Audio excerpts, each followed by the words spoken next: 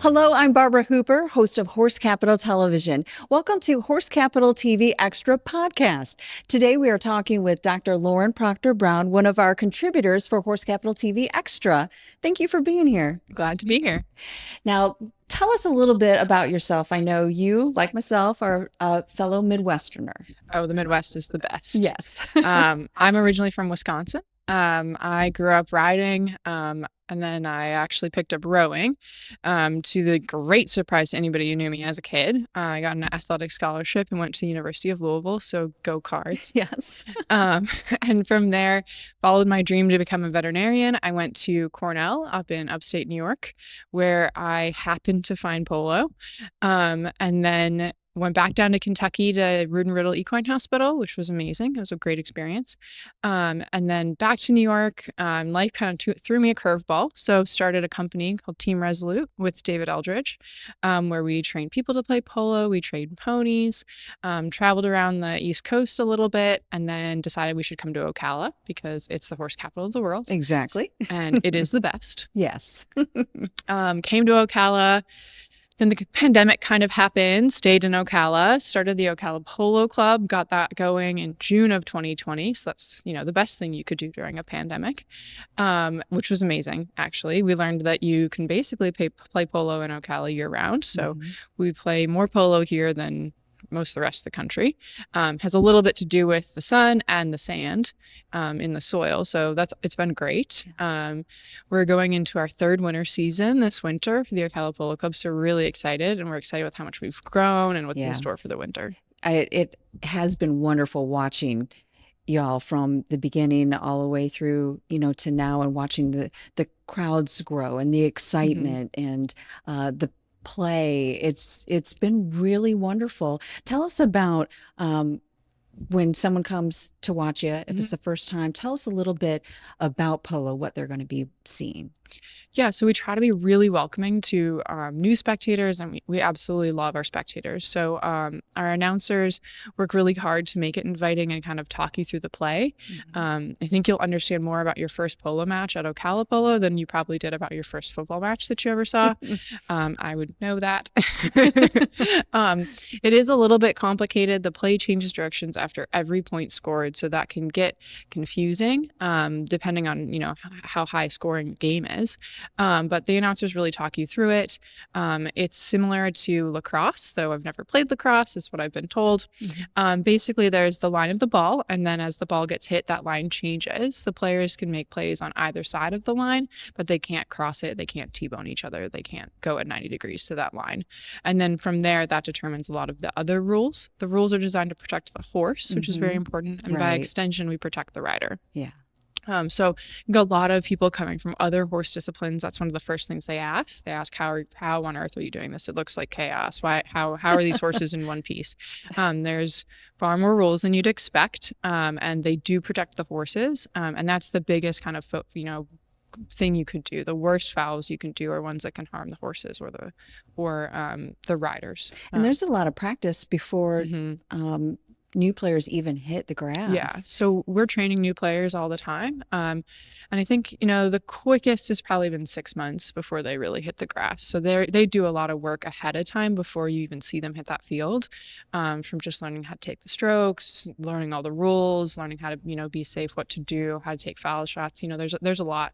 And then, you just keep learning. I've been playing for 6 years, and there's definitely not an endless amount of things I could still learn or improve. So, but it's quite fun for the players as well as the spectators. It's exciting out there watching y'all. It's fast too. Yeah. And you can get pretty up close and personal. There is a runoff between the boards and the spectators, so you are set back a little bit because obviously the ball can bounce the boards. That keeps you a little bit safe, but the horses are going to be within 15 feet of you and galloping down those boards, so it's can be really exciting. One of the things that I found fascinating was the numbers on the back of the players' shirts. there's a reason for each number. Mhm. Tell us about that. Yeah, so the players will be wearing numbers 1 through 4. There's 4 players on each team. So your number 1 is your most offensive player, often your least experienced, but not always. Depends on the team and the team makeup. Okay. They're going to be out closest to the opponent's goal, trying to make and score those goals. The number 2 is second most offensive, so they're supporting their number 1. It's actually a really difficult position to be in because you're the one who's always waiting for something to happen or waiting for your number 1 to make a mistake. So it can be very difficult or kind of it's just hard to be that second fiddle kind of person sometimes, right? But it's a good position for somebody a little bit more experienced, encouraging that number 1, or a really offensive strong player who can kind of do a little bit and be, do everything, be in the middle. Your number 3 is typically your strongest player on the field for that team. They're usually the captain. They're usually coaching their team, kind of outlining the plays, telling their players where to be on the field, telling them where to line up or who to line up with. Okay. The number 4 is the most defensive player. So they're going to stay the deepest, closest to their own goal. There are no goalies in polo because that would be pretty dangerous. So they stay deepest. They're going to be the most defensive. They're going to be taking out the opponent as they try to score. You might see them push through. So there's no hard and fast defined place anybody has to be. So I think last week I was wearing the 4 and I did score a goal. So I went all the way from one end line to the other and carried the ball and scored the goal, even though I was wearing the 4. So that's just kind of how that play developed. And that keeps the other team on their toes as well, if you have somebody who can come from the back and score as well. So they do mean something. And you'll see that Ocala, we put so many different teams out. We have kind of 3 different leagues running at the same time. So you might see a player who's wearing the number 1 in like the tournament league when it gets fastest, who's wearing the number 3 when they're in the women's league because they're the strongest woman on the field for that team. So I think that's really exciting for the players. They can really learn how to play the sport and learn how to be in multiple positions. Right. And it's interesting, I think, for the sidelines. They can really get invested in watching those players develop. Oh, they do. They're I've been to some matches and people are shouting your name and it's exciting cheering, your favorite player, your favorite horse. People get, excited about that. They also, I know my daughter gets very excited to go out during the Pretty Woman Halftime. the halftime Yeah. to stomp the divots. Tell us about that. Yeah, so at halftime, you can get out on the field, which I think is also very unique for a sporting event. You're not normally allowed on the pitch during the play or in between play. You can go out on the field, strut your stuff, carry out your champagne or glass of water, and then you can put the divots back in place, which is, the divot stomp. It's a really good opportunity to kind of interface with other people, meet people on the field. You can meet Dude the polo dog, who's always out in variety of mascot costumes. We also bring out Woody, the wooden horse, to learn how to, swing a mallet off him or play with the stick mallets and do some exciting things to get the crowd together. But halftime's quite fun. We think people really enjoy it. So there's a lot of fun things to do along with watching the polo. You guys do a great job at making it feel exciting and community oriented. Yeah. I mean, I think that's what Ocala is. It's like the horseman's capital, right? It's still really a small town, where everybody knows everybody. And we could be really stuffy like IPC, and we're just not. It's just really, really just true to ourselves. We are really welcoming to new people. It's very easy to come and tailgate for your first time. If you reserve a tailgate space, you drive right up to your tailgate space, back right in, and then you're 20 feet from the action. For this winter, we're also going to have like a big general admission section. So if you don't want to tailgate and you just want to bring, yourself in a chair, that we'll have that as well. So we're really excited to have that. We have a boosters club, and that's amazing. We love them getting together, and we do special things for them to learn more about polo. So if that's something that interests you, there's a lot of ways to get involved, and I do think it has a really nice atmosphere. Both, we thought about that. We sat down and you're going to start a polo club. What's the atmosphere you want on the field, and what do you want to encourage on the sideline? We really wanted to bring people together around polo, and just make sure we're having a fun time. Excellent. And what's also a lot of fun, I've been out there during your female matches. Tell us how that's pretty cool. Yeah, we love the women's league. And it's not just me. Obviously, I'm half the team, and I do happen to be a woman, but David was the coach at Cornell for 37 years. He won 12 national championships with his women's teams. So this is definitely not just me run. He loves supporting women playing sports. Women in athletics is really important. We could talk about that endlessly.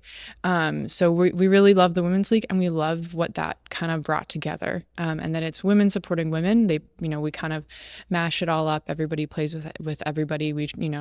So that you're encouraging each other forward and encouraging each other's success on and off the field. And that's really what it has become, is a really good group of women. And then the spectators can kind of feel that. They get into it too.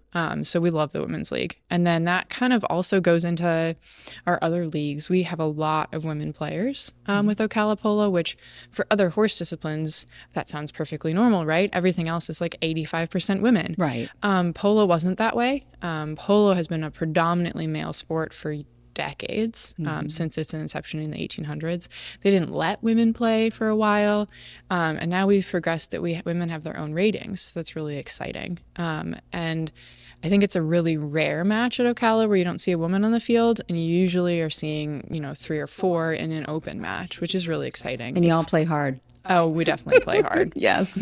Then those guys have to chase us. And for anyone who is interested in coming out and watching this and learning about everything we were just talking about, your winter season is coming up. Yeah, the winter season starts December 4th. We move to Sundays at 1 p.m.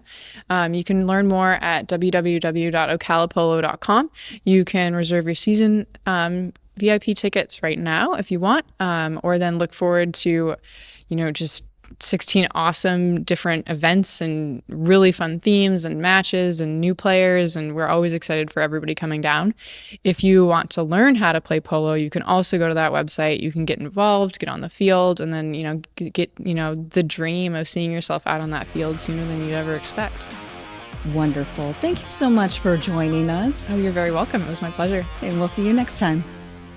Horse Capital TV is the recipient of 3 Communicator Awards of Excellence. Shop Ocala Luxury at Dillard's, Market Street at Heathbrook, Ocala.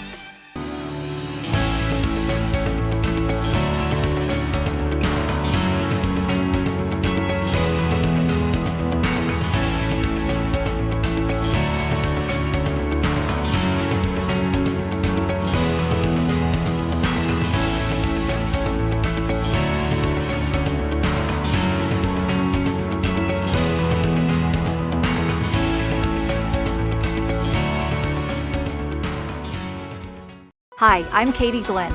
As an equestrian and an attorney, I know how an injury can affect your life. Our sole focus is to do everything in our power to help you get back to what matters most. As lifelong residents of the horse capital, our family has served Ocala, Marion County for more than 75 years. If you've been injured, don't let an accident keep you from doing what you love. Call Piccin Glynn. Experience and care when you need it most.